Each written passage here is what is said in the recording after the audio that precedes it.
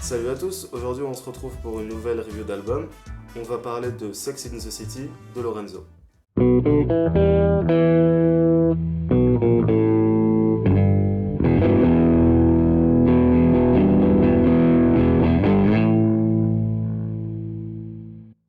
Du coup toi Roxane, t'en as pensé quoi de cet album? Alors j'ai plutôt apprécié l'album. Déjà ce qu'on peut noter comme différence par rapport à avant, c'est qu'il y a un peu plus de vécu. Genre comme il avait commencé à faire dans Rien à branler, le titre Rien à branler, la dernière quoi. Genre ici on a des morceaux comme MBK Rocket, Assez cool, Juste un soir. En fait Lorenzo va un peu sortir de son personnage et va parler un petit peu de Jérémy, donc à savoir Jérémy Serrandour performe le personnage de Lorenzo et il ajoute quand même un peu de vécu. Par contre d'un autre côté on va avoir des morceaux encore plus violents que les précédents et totalement dans l'hyperbole. Et toi Aurel, qu'en as-tu pensé? Moi j'ai eu du mal à rentrer dans cet album, j'ai eu besoin de 3 écoutes pour bien saisir un peu tout. En fait mon rapport à la musique a changé, maintenant je recherche plus des trucs un peu plus personnels, moins des sons un peu gauleries comme Lorenzo quoi, Nick Labac par exemple. Genre c'est des sons qui me font plus rire en fait. Après ceux de Rien à branler, je les ai réécoutés en plus hier soir. Pour savoir s'il me plaisait encore, ouais ça me plaît encore parce que j'ai des bons souvenirs là-dessus, j'avais bien rigolé. Mais là, ça reste moyen.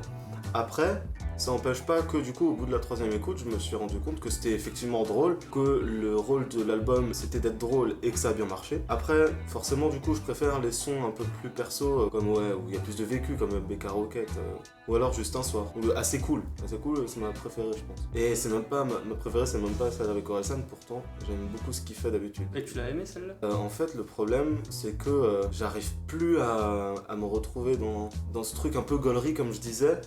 Et Orelsan qui est à fond dans un personnage un peu foufou, ça me fait ni chaud ni froid en fait. Tu vois. Je préfère par exemple les sons qu'il fait Orelsan, par exemple celui avec Kerry James, tu vois, qui est fantastique. Mais toi du coup t'as aimé ou... Bah moi en fait c'est l'inverse, genre je préfère que Orelsan fasse des sons à la con chez Lorenzo plutôt que des trucs genre comme il avait fait dans Epilogue où il avait fait des trucs qui auraient pu passer chez Lorenzo et qui n'avaient aucun rapport avec La Fête est finie. Et du coup je préférais qu'il continue à faire des trucs comme ça, genre aller fitter chez Val, chez Lorenzo, chez les trucs dans le genre pour faire ces sons comme ça. Après je pense qu'il y a quand même une différence entre le Orelsan de Toujours Plus et celui d'Epilogue. Tu vois. Sinon on a des feats improbables, genre Shine. Le feat avec Oliver Tree est particulièrement dégueulasse, tu ne me contrediras pas je pense. Il a un flow et une voix qui m'insupportent à fond. C'est même pas ça, c'est que la chanson n'a vraiment aucun sens à part le fait d'exister. Alors par contre, j'ai parlé de Nick Labac en disant que j'aimais vraiment pas du tout. Ça me sort pas de la tête que c'est une musique qui a un but, qui est d'ambiancer les gens, parce que le beat est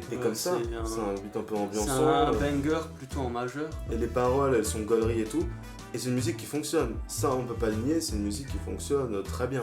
Mais c'est juste que moi, je suis plus client de ça. Sinon, il se permet des expérimentations, entre guillemets, parce que c'est quand même vachement convenu avec un voyage auditif. C'est une bonne petite interlude musicale où il fait plein d'expériences. Ouais. C'est plutôt sympa, je trouve. Ouais. C'est-à-dire que c'est un truc qui se fait pas trop, mais en lisant le titre, je m'attendais à ça, quoi. Désolé si la vidéo est un peu courte, avec un album comme un de Lorenzo, on peut pas surinterpréter comme on ferait avec d'autres albums. Ensuite, est-ce qu'on recommande l'album? Alors franchement, à écouter en voiture ou en soirée pour se détendre, c'est vraiment pas mal. Ouais, en voiture, ouais. Moi, je l'écoute quand je fais mon petit vélo et franchement, c'est grave cool. En voiture, par contre, ce qui est bien à écouter, c'est le EP de Itopak. Voilà. Après, je pense qu'il n'est pas destiné à toutes sortes de personnes. C'est plus pour les gens qui veulent pas trop se prendre la tête, qui ont juste envie d'être tranquille et d'écouter de la musique. Je sais pas, tu disais dans la voiture, mais ouais, peut-être. Faut aimer le second degré, quoi. Ouais, voilà. Genre, quand tu te fais chier dans ta chambre, t'écoutes ça et puis voilà, pour que tu rigoles un peu. Et puis c'est bon, quoi. Du coup, n'hésitez pas à débattre de l'album ou alors de ce qu'on a dit en commentaire, de liker la vidéo ou mettre un pouce rouge si vous avez vraiment pas aimé, même si ça serait pas sympa, vous abonner, enfin, comme Voilà, les trucs de d'habitude quoi. Et puis nous, on vous dit ciao.